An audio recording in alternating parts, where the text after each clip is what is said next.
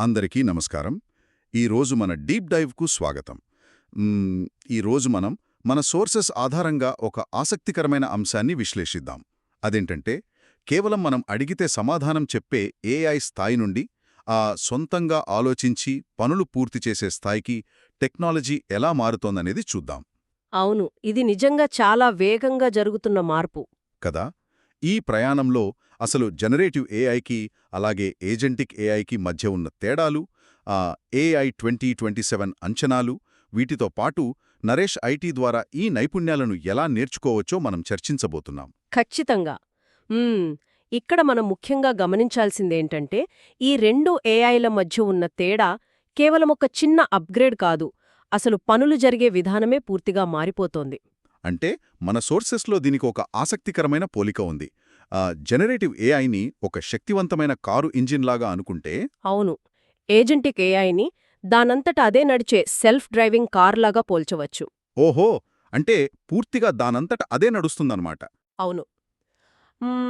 మనం రెగ్యులర్గా వాడే చాట్ జీపీటీ లేదా మిడ్జర్నీ లాంటి టూల్స్ అన్నీ జనరేటివ్ ఏఐ కిందకొస్తాయి. ఇవి కేవలం మనమిచ్చే ప్రాంప్ట్కు మాత్రమే ప్రతిస్పందిస్తాయి. మనం అడగనంతవరకు అవి ఏమీ చెయ్యవు. రైట్. అంటే అవి మన ఆర్డర్ కోసం వెయిట్ చేస్తూ ఉంటాయా? ఎగ్జాక్ట్లీ. కానీ ఏజెంటిక్ ఏఐ అలా కాదు.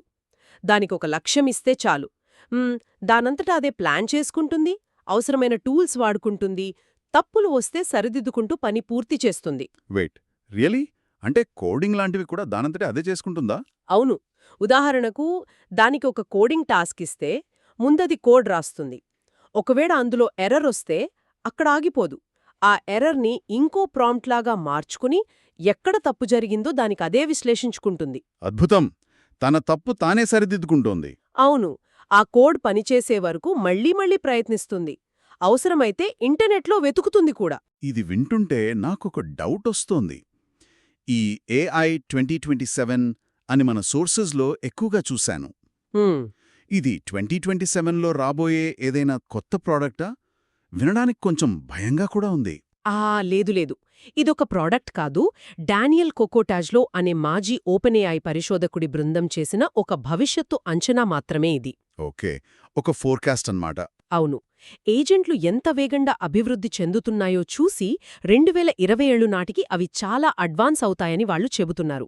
అయితే మన సోర్సెస్ ప్రకారం దీనిపై పరిశోధకుల్లో భిన్నాభిప్రాయాలు కూడా ఉన్నాయి. అంటే అందరూ దీన్ని అంగీకరించట్లేదా? లేదు. కొందరు హార్డ్వేర్ పరిమితులు, అలాగే రియల్ వరల్డ్ ప్రాబ్లమ్స్ వల్ల ఇది 2027 కల్లా సాధ్యం కాకపోవచ్చు అని వాదిస్తున్నారు. ఏదేమైనా మనమా ఏజెంటిక్ సామర్థ్యం వైపు వేగంగా వెళ్తున్నామన్నది మాత్రం వాస్తవం. కరెక్ట్. సరే, ఈ మార్పులను చూస్తుంటే అసలు ప్రోగ్రామింగ్ రానివాళ్లు ఎక్కడ్నుండి మొదలుపెట్టాలి? ఇది వాళ్లకు సాధ్యమేనా? ఖచ్చితంగా సాధ్యమే. దీనికోసం మనకు ఒక 9 దశల రోడ్ మ్యాప్ అందుబాటులో ఉంది. ముందుగా బేసిక్ పైథాన్తో స్టార్ట్ చేయాలి.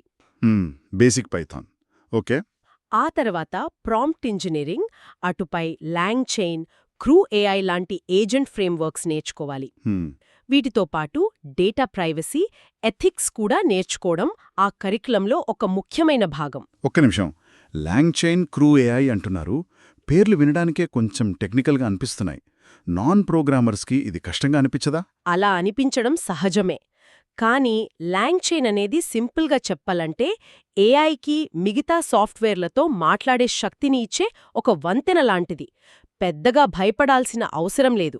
కాని మీరు అన్నట్లుగా సరైన పద్ధతిలో నేర్చుకోపోతే కన్ఫ్యూజ్ అయ్యే ఛాన్స్ ఉంది. అదే కదా, ర్యాండమ్గా వీడియోలు చూస్తే ఎక్కడో ఒక దగ్గర స్టక్ అయిపోతాం. అందుకే ఈ సోర్సెస్లో నరేష్ ఐటీ వాళ్ల జనరేటివ్ మరియు ఏజెంటిక్ ఏఐ ట్రైనింగ్ గురించి ప్రత్యేకంగా మెన్షన్ చేశారనుకుంటా. అవును, స్వంతంగా నేర్చుకునేటప్పుడు సరైన గైడెన్స్ ఉండదు. నరేష్ ఐటీ లాంటి సంస్థలు ఎందుకు ఉపయోగపడతాయంటే అక్కడ కేవలం థియరీ కాకుండా ప్రాక్టికల్ ప్రాజెక్ట్స్పై పనిచేయిస్తారు. రైట్, ప్రాక్టికల్ నాలెడ్జ్ చాలా ఇంపార్టెంట్. ఎగ్జాక్ట్లీ. నిపుణులైన ట్రైనర్స్ ఒక పద్ధతి ప్రకారం డిజైన్ చేసిన కరిక్యులం ఉంటాయి. ముఖ్యంగా వాళ్ల 24/7 సపోర్ట్ వల్ల కెరీర్ మారాలి అనుకునేవారికి ఈ స్ట్రక్చర్డ్ ఎన్వైరన్మెంట్ చాలా హెల్ప్ అవుతుంది. ఆ సపోర్ట్ ఉంటే డౌట్స్ వచ్చినప్పుడు ఆగిపోకుండా ముందుకు వెళ్ళొచ్చు. అంటే భవిష్యత్తులో వచ్చే ఈ సెల్ఫ్ డ్రైవింగ్ కార్ లాంటి ఏఐని సరిగ్గా వాడుకోవడానికి మనల్ని మనం సిద్ధం చేసుకోవడమన్నమాట.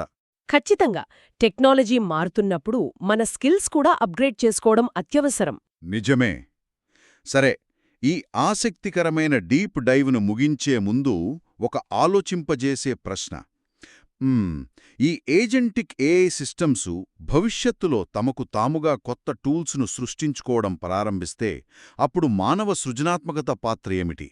ఆ పాత్ర ఇంకా మెరుగవుతుందా లేక కనుమరుగవుతుందా? దీని గురించి ఆలోచించండి. మళ్ళీ కలుద్దాం.